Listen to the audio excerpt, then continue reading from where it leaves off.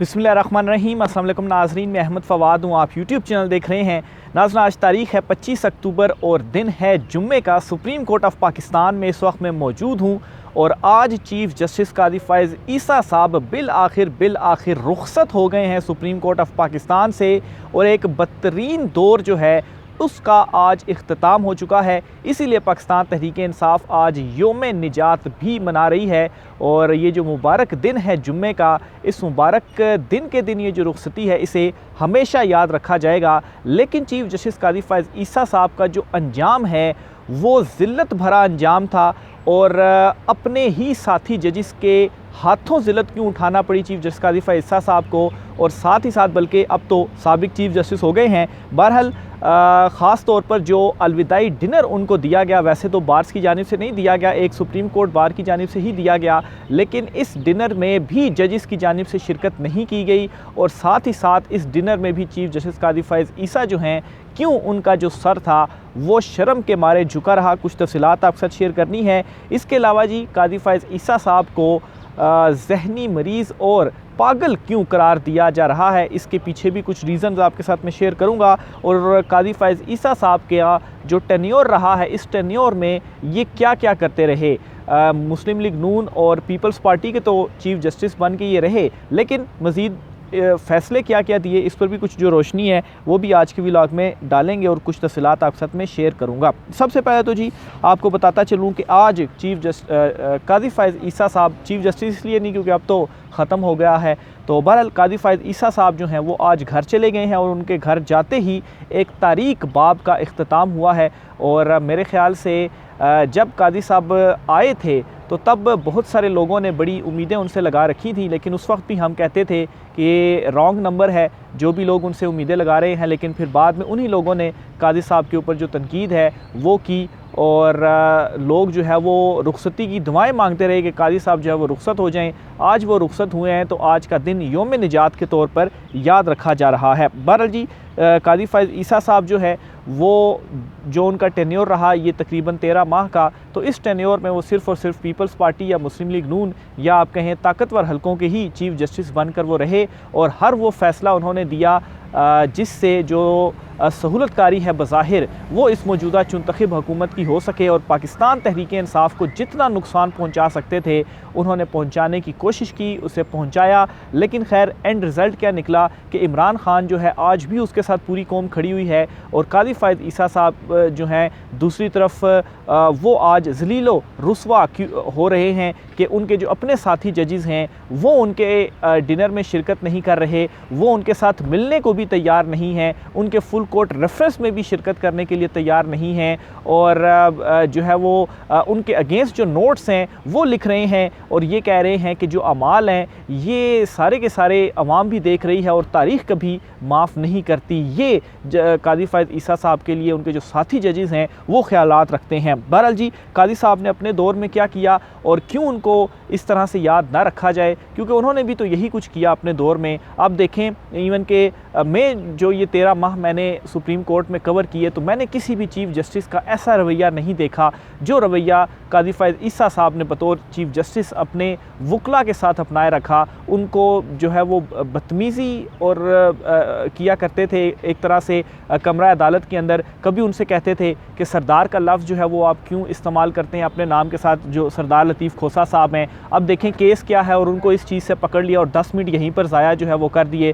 फिर इसी तरीके से कहते थे इज़्ज़त माब या साहब का जो लफ्ज़ है वो क्यों आप इस्तेमाल करते हैं। अब देखें मैं भी कादी फ़ाइज़ ईसा साहब इस्तेमाल कर रहा हूँ, शायद मुझे भी साहब का लफ्ज़ इस्तेमाल नहीं करना चाहिए, लेकिन फिर भी एक एथिकली ये चीज़ रॉन्ग होगी कि मैं इस तरह का अल्फाज इस्तेमाल ना करूं। लेकिन ये कादी फ़ाइज़ ईसा साहब जो थे वो कमरा अदालत में उनकी जो प्रायोरिटीज़ थी वो रहा करती थी। फिर इसी तरीके से जी उनके दौर में बदतरीन इंसानी हकूक़ की जो खिलाफ वर्जियाँ हैं वो होती रही। पाकिस्तान तहरीक इंसाफ की ख़वातीन के साथ क्या होता रहा, दर्जनों मरतबा उनको गिरफ़्तार किया गया, और एक मरतबा जब उनको ज़मानत मिलती और उसके बाद वो रिहा होती तो साथ ही दूसरा मुकदमा डाल के उनको गिरफ़्तार कर लिया जाता। अपने जजेस को काजी फ़ायज़ ईसा जो थे वो इंसाफ नहीं दिला पाए। हाई कोर्ट के 6 जजों ने उनको लेटर लिख दिया और उसमें इवन के लाहौर और पेशावर से जजेस की जानिब से लेटर लिखे गए और उसमें सब कुछ खोल कर रख दिया गया कि कैसे जो अदलिया में मुदाखलत और दबाव है वो डाला जा रहा है। लेकिन काजी फ़ायज़ ईसा जो हैं वो टस से मस नहीं हुए और वो जो केस है वो आज भी पेंडिंग है सुप्रीम कोर्ट में। फिर इसके अलावा आप देखें बतौर चीफ जस्टिस 60,000 से ज़ायद केसेस की जो पेंडेंसी है वो हो गई, यानी कि आम आदमी को भी इंसाफ काजी साहब फराहम नहीं कर सके। जो उनकी बेसिक ड्यूटी है, जिसकी उन्हें जो तनख्वाह है वो दी जाती है, 12-13 लाख जितनी भी उनकी तनख्वाह है वो तनख्वाह उन्हें इसी काम की दी जाती है, लेकिन उसके बावजूद पेंडेंसी आप देखें 60,000 से, ये जो है वो तारीख़ में कभी इतनी पेंडेंसी नहीं हुई जो काजी साहब के दौर में हुई। फिर इसके अलावा जी आप देखें कि ये जो 8 फरवरी का इलेक्शन हुआ, इस इलेक्शन में जो बज़ाहिर सहूलतकारी फ़राहम की गई और फार्म 45 और फार्म 47 को जिसने कवर फ़राहम किया वो कौन था? वो काजी साहब ही थे।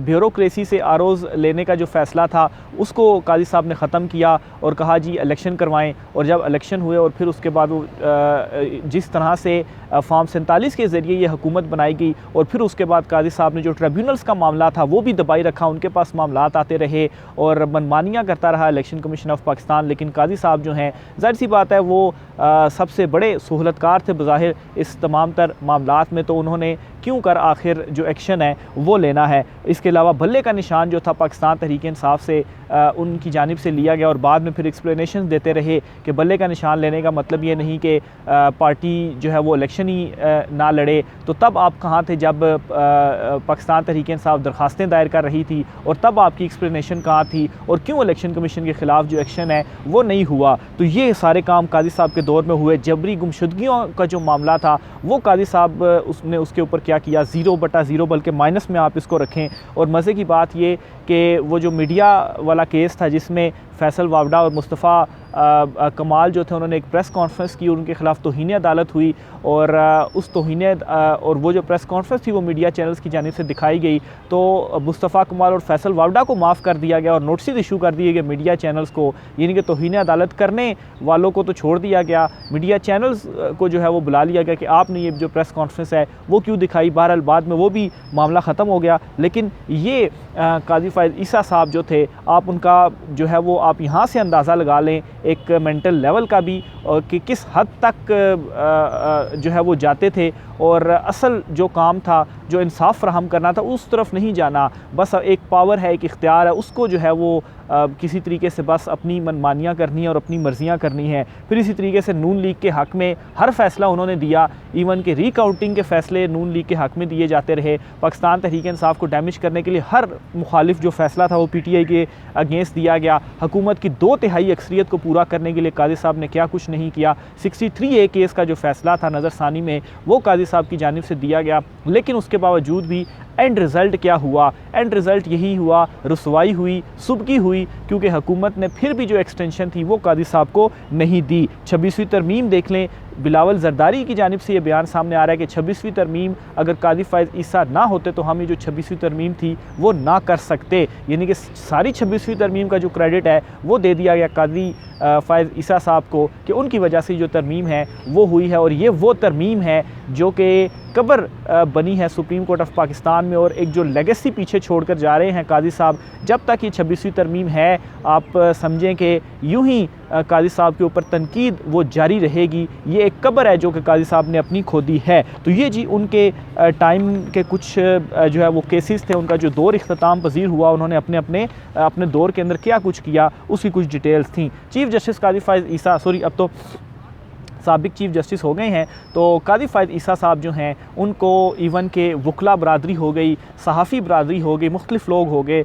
वो जहनी मरीज़ या पागल शख्स भी करार दे रहे हैं। और क्यों करार दे रहे हैं कि उनका ये जो सारा टेन्योर है, पीछे मैंने आपको जो डिटेल्स गिनवाई, इन वजूहात की बुनियाद पर उनको जो है वो करार दिया जा रहा है। और फिर आप आखिर में देखें कि अलविदाई डिनर, जो कि एक चीफ़ जस्टिस के लिए एक एजाज़ होता है, एक इज़्ज़त अफजाई होती है, और मुख्तलिफ़ बार्स उनको अलविदाई डिनर देती हैं, उनको बुलाती हैं मुलाकातों पर। इवन के उनकी जो होम बार है सबसे पहले वो बुलाती है, लेकिन उनकी होम बार बलूचिस्तान की जानिब से उनको दावत नहीं दी गई, दीगर बार्स ने उनको दावत नहीं दी अलविदाई डिनर की। सिर्फ़ और सिर्फ ये जो सुप्रीम कोर्ट बार है, ये आप समझें यहाँ से तो आती ही आती है, तो इनकी जानिब से रात गए इनको डिनर मिला, लेकिन इस डिनर में भी इनके लिए ज़िल्लत और रसवाई ही थी और सुबकी ही थी। और इसकी रीज़न ये है कि justice Mansoor Ali Shah, justice Munib Akhtar, justice Ayesha Malik, justice Athar Minallah साहब, ये वो तमाम जजेस हैं जो कि इनके इस अलविदाई डिनर में शामिल नहीं हुए। इसी तरीके से इनका जो फुल कोर्ट रेफरेंस है, इस फुल कोर्ट रेफरेंस में भी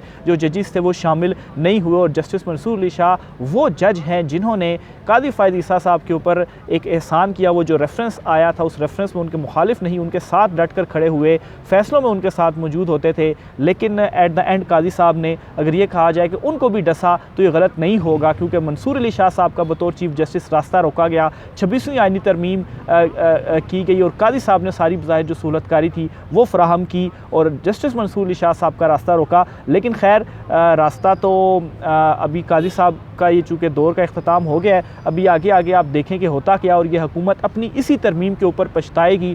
जस्टिस मंसूर का जो रास्ता रोकने की कोशिश की गई है, बल्कि रोका गया है, इसका जो इन्होंने सोचा है इस तरह से चीज़ें नहीं होंगी। फिर इसी तरीके से जी एक तस्वीर, और अच्छा इस अलविदाई डिनर में हुआ क्या कि मीडिया को इनवाइट नहीं किया गया, हालांकि मीडिया मौजूद होता है, और ज़राई ये बताते हैं कि कादी साहब ने ये कहा जी कि मीडिया को इनवाइट ना किया जाए और मीडिया यहाँ पर शरीक ना हो। क्यों मीडिया शरीक ना हो? क्योंकि जब मीडिया आएगा उनका सामना करना पड़ेगा डायरेक्ट, और सवाल जवाब जो है वो होंगे, सवालों के जवाब देने पड़ेंगे। तो इस वजह से कादी साहब इस रुसवाई से बचने के लिए उन्होंने चाहा जी कि मीडिया को ही इन्वाइट ना किया जाए, और फर्स्ट टाइम ऐसा हुआ है कि मीडिया तक को इन्वाइट इसमें नहीं किया गया। फिर इसी तरीके से जी इस डिनर की 2 तस्वीरें जारी हुई, और उन तस्वीर में कादी फ़ायद ईसा साहब जो है सर झुका हुआ उनका, इससे मालूम होता है कि इस डिनर में भी उनकी जो नज़रें थीं वो झुकी हुई थी, किसी को वो फेस नहीं कर पा रहे थे। ज़ाहिर सी बात है पूरी वकला बरादरी, इवन के जो जुडिशरी है, और प्लस जो सहाफ़ी बरादरी है, इवन के अवाम है,